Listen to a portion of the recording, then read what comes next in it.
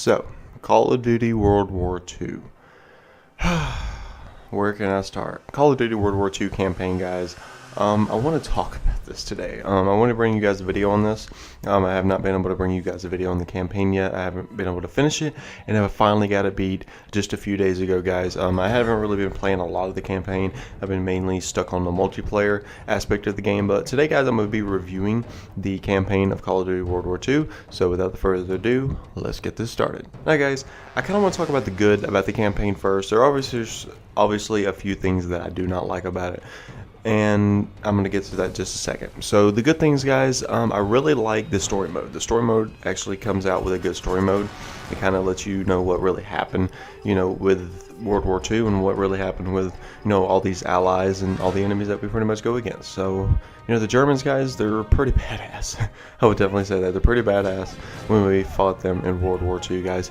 And I feel like the good aspect out of that is they actually put it into the game to where you have to earn each kill you get. And the Germans are actually really good. They did pretty good with the AI Germans in the campaign. And I feel like, I've never really played a campaign so much more struggling at times. Now, there obviously are a lot of campaigns out there that are very, very difficult. Now, guys, the character personalities, I really like them in this campaign of Call of Duty World War II. The personalities of each character, basically with your squad, including yourself, is Red Daniels. I feel like they came out pretty well. I really like them. I really like them a lot. They kind of tell a story about themselves and just the overall how these the characters are in Call of Duty World War II. I really have enjoyed that, especially Red Daniels. He's more of this farm boy that he was so called at the beginning of the game, and he kind of turns into this little badass baby, just a badass little baby. But he's still a little baby because he's a young kid finally just getting into the war and understanding, hey, this is not Texas, you're in Germany, and you're fighting for your life. So I kind of like that, guys. It's pretty cool, and I'm really excited about it. Hopefully it's going to happen even more in the Call of Duty franchise, because character personalities do basically they do mind a lot to me, and I do understand that it is difficult sometimes to do that, but they did a great job in this campaign. Now, guys, the overall missions were pretty well set together. Now, I think this campaign took me about 6 hours or 6.5 hours to complete it, and I really like that. They did really good as far as the overall time it takes to be able to complete this campaign. And sometimes it could take you longer. It's depending on what kind of player you are. If you like to rush and you're actually really good at campaigns, kind of like I am, that's just kind of how I play. But it's kind of difficult to do that in this campaign, because you can't really rush and expect to win every time, because you don't regenerate health. Now, guys, going back to the note of regeneration of the health, basically, there's no regenerating your health, okay? I really like this a lot. I think this is a good aspect for the campaign in Call of Duty World War II. I felt like in the other past Call of Duties, it was a little bit too easy to complete the campaign. It was still difficult, guys. Even if you played on veteran, it was sometimes still kind of easy. But in this game, it's going to be really difficult, especially, when you have to have your squad mates help you out as far as getting med kits. And I feel like that was a great thing that Sledgehammer basically introduced into this game. I really do. I do like that a lot, to make you calmly move through the campaign instead of rushing it. You actually have to calmly move through the campaign and take your time. Now, guys, I could go on and on about the good things about this Call of Duty World War II campaign, but I kind of want to move to the bad stuff that I didn't really like throughout the campaign.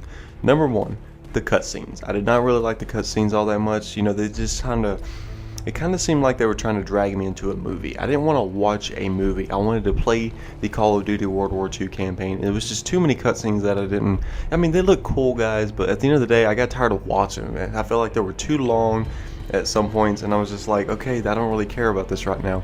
I want to play the next mission and get on with the story mode.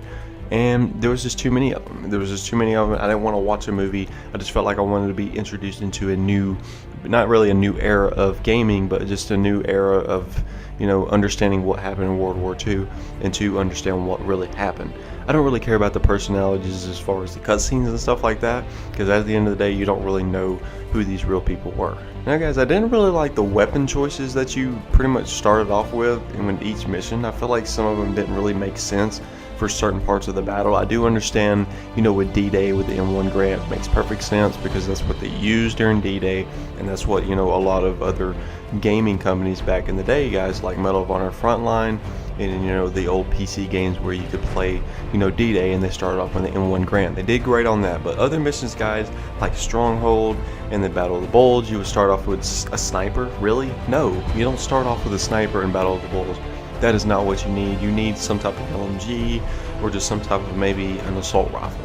Definitely not a submachine gun or a shotgun, because it was more of a distance type of gameplay. But overall, guys, I didn't really like that at all. Now, guys, another bad thing is graphical glitches. I didn't really like the graphical glitches, especially at the beginning of the game. The beginning of the game, where he just goes with the knife between his fingers, you can see him stabbing himself over and over and over. And obviously it's the graphical glitch, guys. It shouldn't be that big of a deal, but it is to me.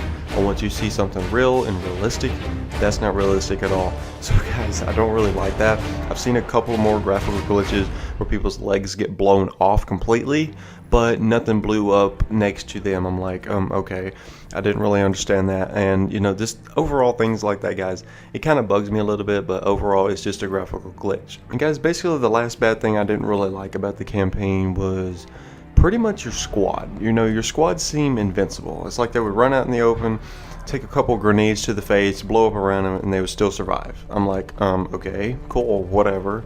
But you know, at the end of the day, your squad mates felt so powerful, and it felt like you didn't really have to work all that much, because you would fire a couple rounds, you know, down range to a couple enemies, and you reload, look back up, they're all dead. Why? Because your squad took them all out. I'm like, really? That's not the way I wanted to play this campaign.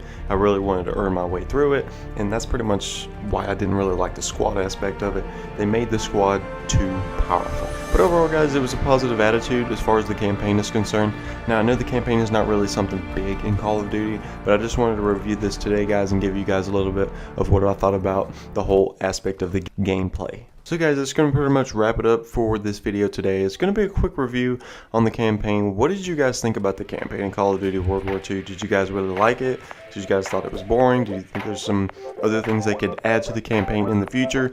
Comment down below. I would love to know what you guys think about. And I hope you guys enjoyed this video today.